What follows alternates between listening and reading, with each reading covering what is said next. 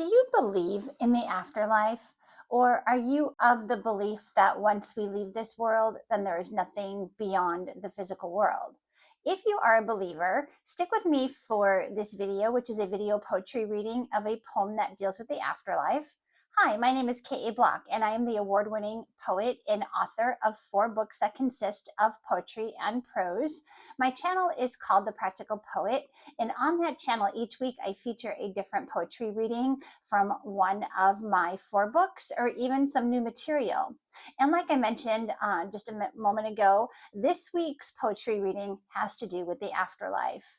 So if you're familiar with any of my poems, you might get the gist that I am a believer. I'm not a super religious person just because I never went to church as a kid. I didn't really read the Bible or anything like that, but I do believe in a higher power, and I do have a very spiritual side. I have had way too many signs from my deceased parents to not believe in the afterlife, and even my deceased pets. And I'm a very blessed person because I have had a lot of signs, and I even attribute some of my writing to getting whispers from beyond, from my spirit guides, my angels, my parents, who knows. But I feel like somebody taps me on the shoulder and says, hey, I have an idea for a poem. And the idea kind of sticks with me until I develop it into a poem. So I'm very much a believer. I have friends that are very religious, very church going, very devout in their faith. And, they don't believe that they believe in heaven for sure, and they believe in the afterlife, but they don't believe that once you cross over to heaven, that you come back and visit your loved ones here on earth. They feel like once you're in heaven, you are there. They have no concept or no idea of anything that is going on in the physical world, and that we will only be reunited upon our death when we go to heaven. That there's no chance that they are ever coming, back into our world, crossing that veil, or crossing the other side to kind of witness what we're doing here in this world. And we have a difference of opinion on that. Like I mentioned, I have had many signs from the beyond that make me really believe that there is something else out there, and that the people that have left this world, our loved ones, do keep an eye on us from the great beyond. And that is what this poem is about. This is a poem called Gone from This World. This is from my latest book called So Seeds of Wisdom. And this book just came out last year. It's coming up on a year old right now. But this is a poem about a man who lost his life, unfortunately, one day on his way to work. He had just gotten up and started getting ready for his day, and kissed his wife goodbye, said goodbye to his children, and off he went. And that was the last anybody had seen of him. Let me back up a moment, because on my channel, again, The Practical Poet, each week I've been delving into something a little bit different and a little bit more fun. I've been doing something called a classical versus modern day poetry reading, and I've been asking the viewers to see which one they like better. So I've been picking out a classical poem, 1900s, and then bouncing it up against a more modern day poem. And a couple of weeks ago on my channel, I think it was challenge number 3, maybe, and I'll link it below, but I featured a poem from Emily Dickinson, and that poem is called Because I Could Not Stop for Death. Because I Could Not Stop for Death, which is an amazing title. I just fell in love with that title. And this was about a woman who was just busy living her life, going about her day, and a chariot arrived, or a carriage arrived, I should say, and there was a driver in there, and that driver was death. And so death was personified in that poem as a character. And death took this woman on a ride, a slow carriage ride, ultimately to her death. He was delivering her to her final resting place.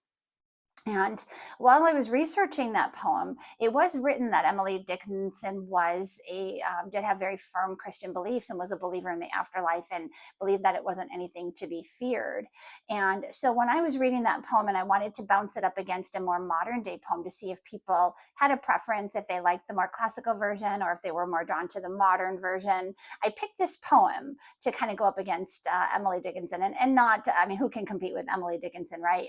I'm not stating that I can compete with the great classical poets out there, but I did put this poem up against and said, are the viewers drawn to either one? Do you feel more of a kinship or more of a, do you relate more to one than the other? And I didn't really get any comments, and that's okay. A couple thumbs up, which is great. And I appreciate everybody that took the time to watch. It's actually quite an interesting poem that she wrote, because I could not stop for death. And I actually want to delve more into her work because I was very taken with that poem. I'm going to take a quick sip of tea if you don't mind here. But the reason that I chose to bounce it up against this poem was because, like I mentioned, Emily Dickinson, it was stated that she is not afraid of the afterlife, or she had no fear of the afterlife. And so as her character was being, on this carriage ride, being delivered by Death himself to her final resting place, it was assumed that this character was, welcoming going into the afterlife. And in this particular poem that I'm going to read in just a moment, called Gone from This World, our character is already in the afterlife. So not at first. The poem does start off, like I mentioned, about him getting ready for just having a normal day and getting ready to go to work. And he has a tragic accident on his way to work. So PSA, don't text and drive. But then we get into the poem after his death about his family grieving and missing him so much, missing the physical part of him and missing him just being in their world. But then we find out from his perspective where he's at, and he's in the afterlife and he's rather enjoying himself. And the parallels between these two poems, even though they were written almost 100 years apart, is neither one of these characters were expecting their death to happen that day. They weren't expecting, they were just going about their lives. And in the Emily Dickinson poem, death came for her. She wasn't expecting it. She wasn't prepared. She was just going about living her life. And in this poem, same thing. This gentleman was just going about his day. How many of us, we get ready every day for work and we head out and we expect that we're going to come home. And on this particular day, this man didn't. So death came for him, like the Emily Dickinson character, death came for her character. And so even though these poems were written almost 100 years apart, they have that common theme about just living your life, and death is going to find you when it's your time. And so hopefully neither character was scared or saw it coming and was just going about their day, and here comes death. So kind reminder that we all should just live each moment of our lives, because we never know when that carriage is going to pull up, and death may be the driver, and he may take us on that carriage ride. So just a little reminder to, enjoy every moment. So going back to this poem though, like I mentioned, the main character, after his untimely death, we do find out what he's been up to. And he actually is quite enjoying his time in the afterlife. He has kind of settled up in the night sky, and he's kind of watching his family. And even though they have no idea, he's able to see everything that they're up to. He's able to watch his kids grow. He's able to watch his daughter start dating. And then the poem culminates with her wedding. And it's at her wedding that the father and daughter kind of share a bit of a spiritual connection. She senses her father around her, and she kind of glances over in his direction, and he feels her glance, and they kind of share that moment. So it's actually a nice moment in the poem. I hope that you can appreciate it as well. And so without further ado, I'm going to go ahead and get into the poetry reading. Again, I'm going to go ahead and take one more sip of tea. Cold day here. I think it's about about 23 degrees Fahrenheit here today, but bright, beautiful, sunny day, looking out at a nice blue sky. So very happy and blessed about that. So with that, I'm going to go ahead and put my glasses on here so I can read. Again, this is a poem called Gone from This World, from my most recent book called So Seeds of Wisdom. And also an interesting story that I tell. Actually, let me read the poem, and then I'll talk about that interesting story here with the title. So I'm going to go ahead and read this. By the way, if you don't want to stick around for the written poetry reading, I do also have a blog called The Practical Poet, practicalpoet.com, and there is a tab there, /blog, where you can find the written version of Gone from This World, along with a little bit of the backstory. And it tells the tale that I was just going to tell about how the title came to be. So that interesting story. So if you have to go, I understand everybody's busy. It's Super Bowl Sunday today, but this probably won't be posted today anyway. But nonetheless, everybody is busy, right? So if you don't want to stick around for this video poetry reading, feel free to check out my blog. It also has links to all of my books, including So Seeds of Wisdom, available at the online book retailers. So without further ado, I'm going to go ahead and read this poem, Gone from This World.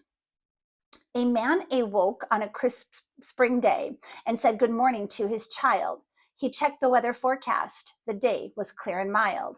He gathered up his things as if nothing was amiss. He wished his wife a great day and sealed it with a kiss. He was crawling along in traffic, so he thought he'd take a chance to catch up on some messages. It would just be a quick glance. The action was so small, but the consequences great, as he drifted into the oncoming lane, and that had sealed his fate. He didn't have on his seatbelt. Through the windshield, he was hurled. Suddenly, on that crisp spring day, he was gone from this world. Was this action meant to be, or was it just bad luck? In either case, a tragic end as he collided with a truck.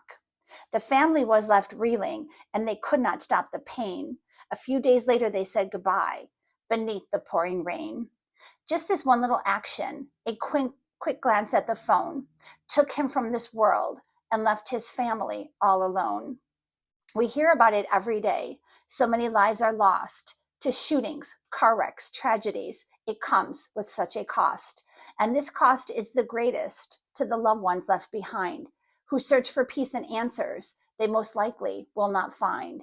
They raise their arms to heaven and they bellow at the sky. They shout out their frustrations as they yell and question why. They ask for resolution as their grief they must release.